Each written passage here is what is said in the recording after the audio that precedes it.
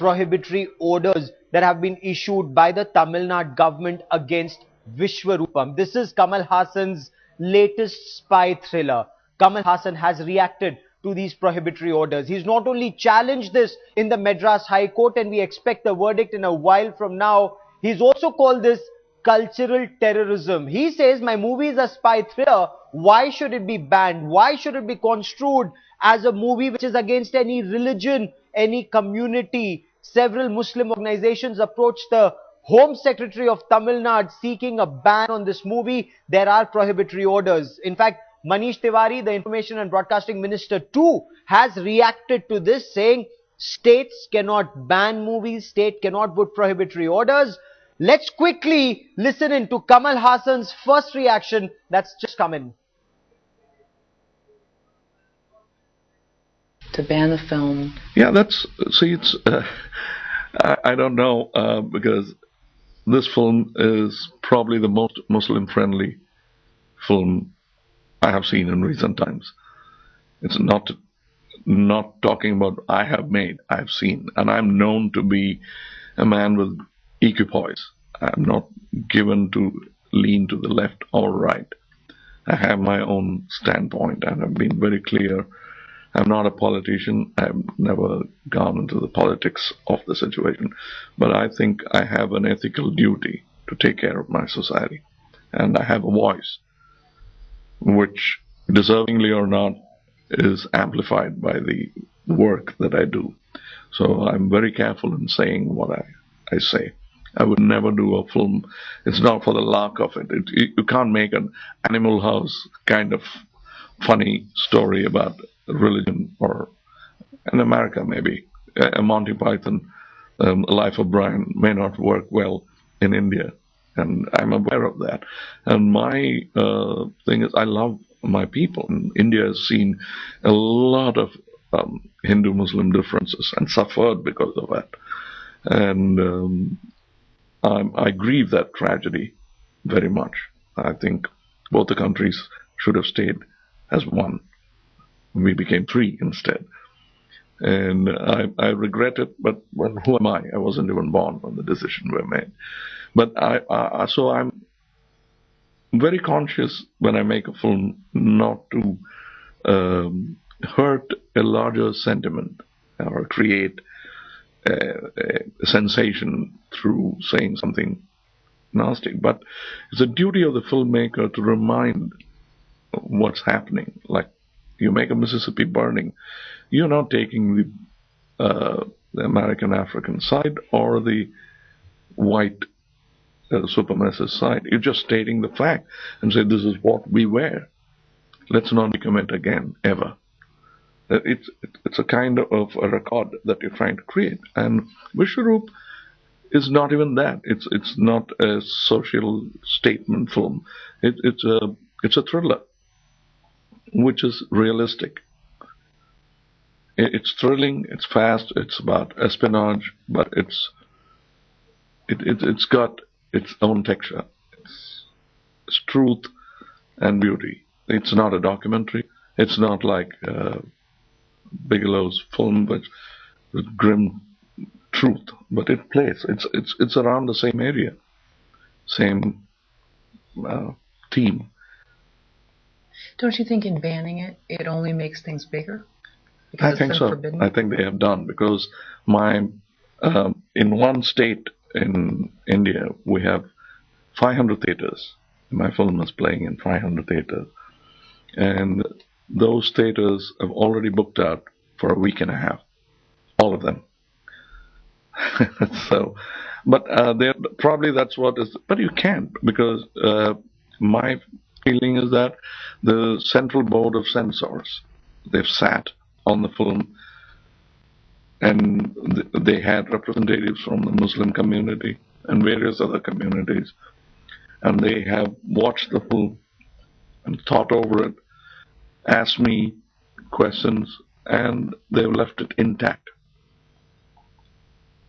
Nothing was removed from the film, except that when we wanted a parental guidance kind of certificate, because that's also for business more than anything else, because parental guidance adult films are taxed more.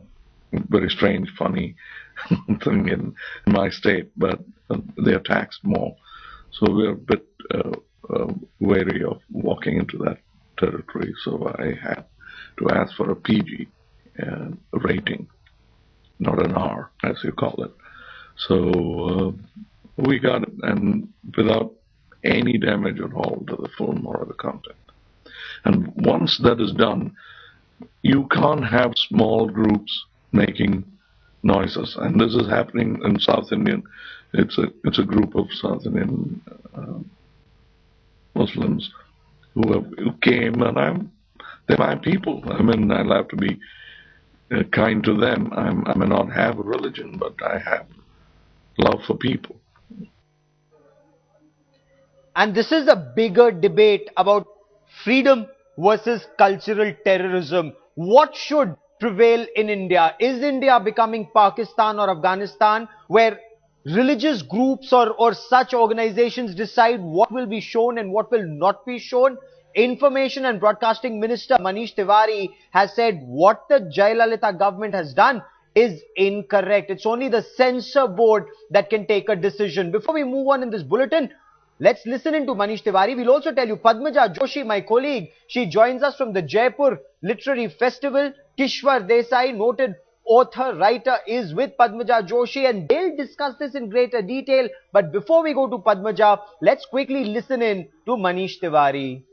I suggest that the state government of Tamil Nadu peruse that judgment of the Supreme Court in Prakash Jha's case before coming to any conclusions which may fall foul of the very clear directive which the court had given. There is something which is extremely communal in nature, which will make people incited to whatever. Yes, I think there is a element there that needs to be looked at. But other than that, to ban something, if you don't like something, don't go and watch it.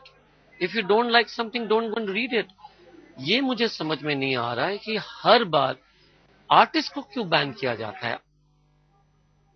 So Sanjay Roy, they're making the point, if you don't like a movie, don't watch it. Who are you to decide which film will be shown, which film should be banned? After all, there is a censor board in this country. Or are we now having an era where there will be super censors who will finally decide after the censor board has decided? And that's exactly what Kamal Haasan also said while he was in the United States, where he said, once the censor board has decided, why should anybody else decide which theater or which state will the movie be shown in and where it will be banned? Let's listen in to a number of other reactions that are coming in. I'm afraid they are actually seem to be very nervous of various communities, and that's a big shame. The question really is there should be dialogue. There should be dialogue about why there are Muslims or whoever are objecting to the film, and if there's dialogue and an understanding of the film, and I'm quite surprised that even who's seen the film, because it hasn't even been released, so I'm not sure how anybody banned it. Very little, I think, and I'm totally against this kind of censorship. It should not be. Everybody has a right to speak out their views, and you know, if people start saying our depiction is wrong or our sentiments are hurt, then you would see no films in this country, because as far as I'm concerned, pretty much every film depicts women in a horrible way, and my sentiments are hurt every minute of the day, and in that case nothing would see the light of day. So I'm totally against this kind of thing. So what's the message that the Tamil Nadu government is sending out? Is it bending under pressure? Is it buckling under pressure by putting prohibitory orders, citing law and order situation by putting prohibitory orders on this movie? Let's now go to Padmaja Joshi. Kishwar Desai is with her. Padmaja, the message that appears to be going out is this is a weak state and this state bends under pressure.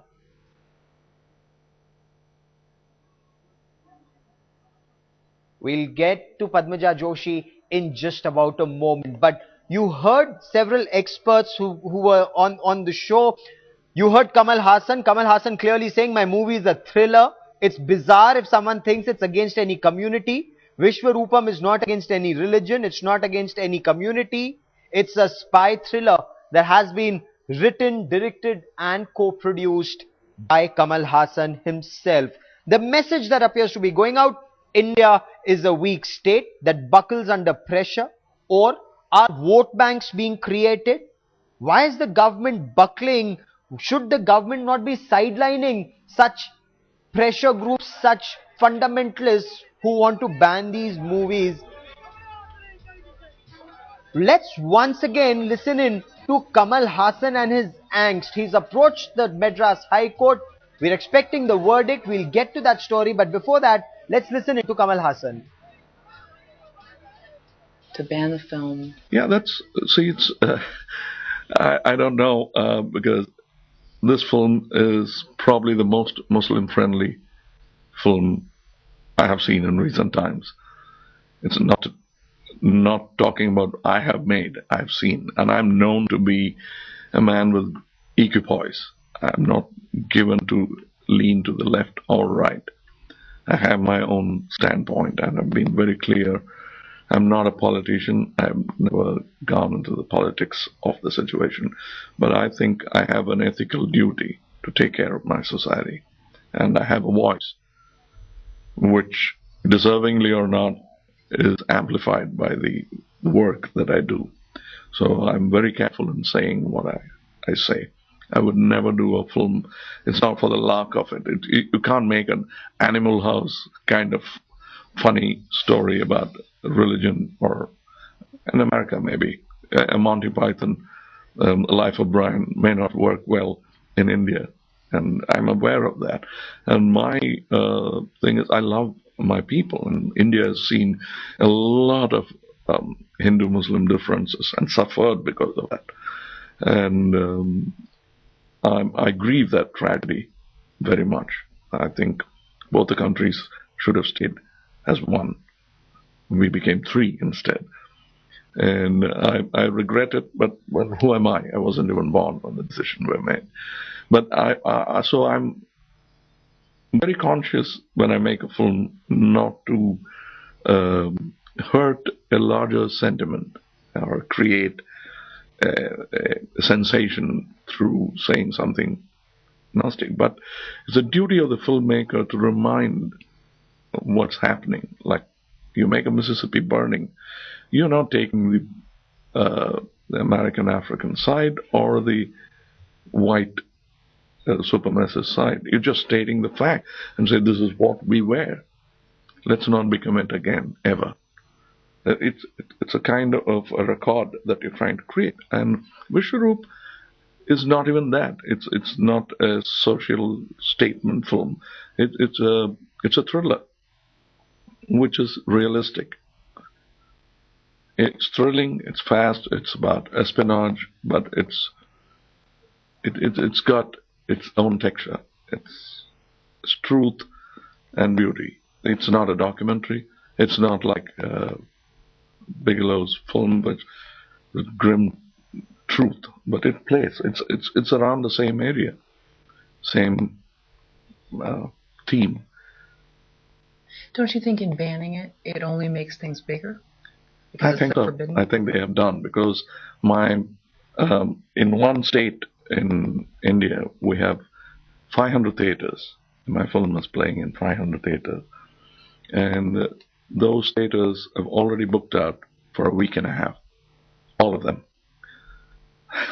So, but probably that's what is. But you can't, because my feeling is that the Central Board of Censors, they've sat on the film, and they had representatives from the Muslim community and various other communities. You heard Kamal Haasan there. I'm conscious of my role as a filmmaker. I would never make a film that would hurt religious sentiments. It's a Muslim-friendly movie. That's what the director of the movie, the writer of the movie, the co-producer of this movie is saying. Have those who've called for a ban on this movie even seen it? Let me bring in headlines today. Padmaja Joshi from the Jaipur Literary Festival. Padmaja, this is that wider debate about fringe elements who are taking to center stage because the government actually crawls when not even asked to bend. Absolutely, Gaurav, and who better would know that than the people here at the Jaipur Literature Festival. Last year saw so much of drama thanks to a few people in Jaipur who decided they did not want to see Salman Rushdie here in Jaipur to participate in the festival. Author and columnist Kishwar Desai is also with us. Ultimately, if there is a film, shouldn't it be the viewer who should have the last word about whether he or she finds it offensive? And if they don't like it, then they won't watch it. Why should a bunch of people decide this is a film that should not be released in such and such state? Absolutely. And I think there is a problem in India today that the Indian, whom Amartya Sen once said was the argumentative Indian, is becoming the easily offended Indian. Each Indian seems to be wanting, each community, each caste, each religious group, even a bunch of producers, directors, whatever they want to lay down the law, and they want to say that this is what they would like to see up on the screen. This is what they would like people to read. This is what they would like people to wear.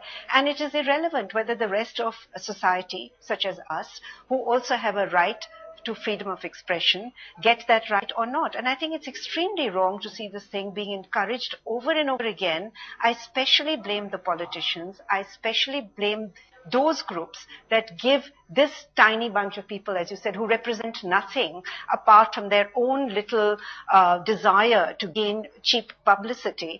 I really resent the fact that they are being given so much importance, especially by political groups, because they can bring to them what they consider a small little vote bank that might help them win future elections. And the politicians really lower the bar when it comes to episodes like this, because from communities saying that our religious sentiments were hurt, then there was Raj Thackeray who took umbrage to the use of Bombay in a film, and just because the filmmakers know that the government will not help them out, either they are forced to bow or the government itself in fact crawls when it's asked to bend.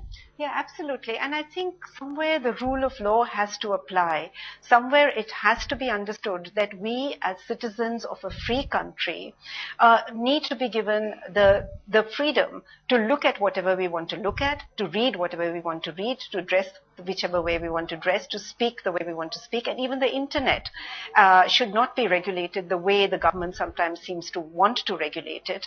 Because I think one of the great things that we have here is the freedom of expression, which we must guard, and we especially need to have laws that ensure that we get that freedom, because otherwise this is going to become a very difficult country to live in. And especially here at the Jaipur Literary Festival, you can literally feel it, because people are worried that is their space becoming increasingly constricted, and if it does, then this country will have no room for new ideas, new progressive thoughts or anything, because everybody will be offended by something or the other that someone writes or paints or wears. In fact, Kamal Haasan himself, when reacting to the ban on his film Vishwaroopam, he said that this is akin to cultural terrorism, because this is really what it's come to. You terrify the government, you terrify people, say we'll resort to extreme means if you don't listen to us and do exactly what we tell you to. And I think that is where the government has to begin to protect rights of filmmakers such as Kamal Haasan and others like him who have a certain point of view. If you have a problem, don't see the film. It's a very, very simple solution. Don't read that book. That's all you need to do. You cannot twist the arm of, few people can't twist the arm of society at large. And every time the government encourages, or the law, the authorities that should be protecting the rights of the citizens encourages these groups, they deliver a massive blow to the freedom of our society. And we have to be very careful about this. We must guard it very zealously. Otherwise, we are up against a huge wall. And I can see that in future, this is going to become very, very problematic for people to control bunches of people like this who are cultural terrorists. Absolutely. In fact, the irony is that most people who have the loudest objections perhaps have not even read the book they're objecting against, or even known what the subject of the film that they have a problem with really is. Back to you, Gaurav. So that's really the premise of what the feeling right now here in Jaipur is. Oh, indeed, all the right-minded people quite agitated the way the government is buckling under pressure. Clearly, the government appears to be abdicating its responsibility. The government needs to ensure law and order is maintained. They have the resources. Should Jayalalitha feel she lacks resources, she should ask the centre for additional resources rather than buckling under pressure to such cultural terrorism acts that we see in Tamil Nadu. Who are these fringe elements? Who are these groups? We'll talk about that in greater detail. Let's listen in to John Abraham. Let's listen in to Mahesh Bhatt. Bollywood has also faced the brunt of such elements in the past. Prakash Jha took his case of Arakshan when the Uttar Pradesh government had stalled the release of Arakshan, that the government of any state has no power to kind of stop the release of a film, especially when the film has been given a legitimate certificate. Well, I'm sure the government must be having its reasons, but it's highly unfortunate when the film industry is always been targeted for everything, from being an influencer to everything. So I'm shocked. Is it banned? But just saying it's highly unfortunate is not the solution. What needs to be done? And let me put that question once again to Padmaja Joshi and of course Kishwar Desai with her. Padmaja, just saying what is happening is incorrect is not the solution. Just saying that right-minded people are being sidelined is not the solution. What, according to Kishwar Desai and the many people you've been speaking to at the Jaipur Literary Festival, what, according to them, is the solution? Absolutely. In fact, a lot of people were very vocal about this in the afternoon when I spoke to them about this. Kishwar, enough has been said about how this is very wrong, this is not the way to go. What can people like you do about it other than standing up to blackmail of this sort? What really can be done? Well, as you said, I mean, the only thing is to ensure that there is law and order, even when there is a threat being issued. Firstly, the government should not bow down. Neither should the community, if if it is against an author, if it is against a filmmaker, the community that person belongs to should stand by him rather than, turn around and leave that person to fend for himself, as happened, unfortunately, in the case of Salman Rushdie. Last year, a lot of people just turned around and, did not support him as vocally, perhaps, as they should have.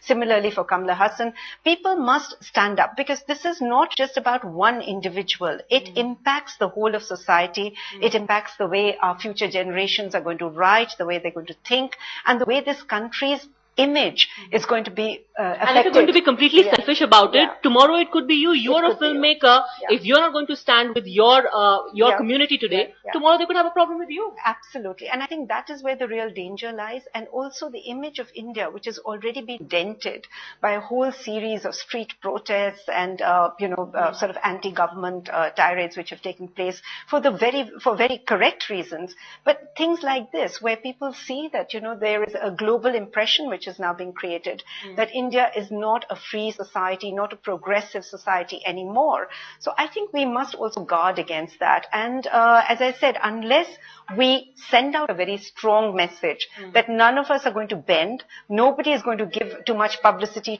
to random groups that pretend that they're representing us. We don't know who they represent apart from their own little desire to get cheap publicity. So I think the point that must go out strongly is all of us authors, if it is an author, must stick together, must speak up, and with the support of the media, spread the message that freedom of speech, freedom of expression, the freedom to write, to read, to see, these are very important things, and this is the only way that society can progress. There is no hope for a society that's constantly putting constraints on culture, and it is going to be a very dangerous road that India is walking down. And you definitely don't want to be walking down that road. As a community, the authors here believe that the least they can do is stand up for one of their own, and that's exactly what the film community should be doing right now for Kamal Haasan. Indeed, and listen to what Kamal Haasan is saying. He's saying, I'm sensitive about my responsibilities. It's a very Muslim-friendly movie. Let's listen in to what Kamal Haasan is telling his viewers at large. To ban the film. Yeah, it's, I don't know, because this film is probably the most Muslim-friendly film I have seen in recent times. It's not talking about I have made, I've seen. And I'm known to be a man with equipoise. I'm not given to lean to the left or right. I have my own standpoint and I've been very clear. I'm not a politician. I've never gone into the politics of the situation. But I think I have an ethical duty to take care of my society. And I have a voice, which, deservingly or not, is amplified by the work that I do. So I'm very careful in saying what I say. I would never do a film.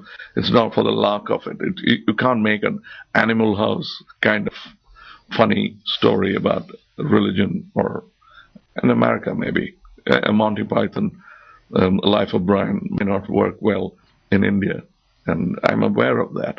And my thing is, I love my people, and India has seen a lot of Hindu-Muslim differences and suffered because of that. And I grieve that tragedy very much, I think. So it's the most Muslim-friendly movie, Vishwaroopam. That is what Kamal Haasan himself is saying. Is the Chief Minister listening? Are the people listening?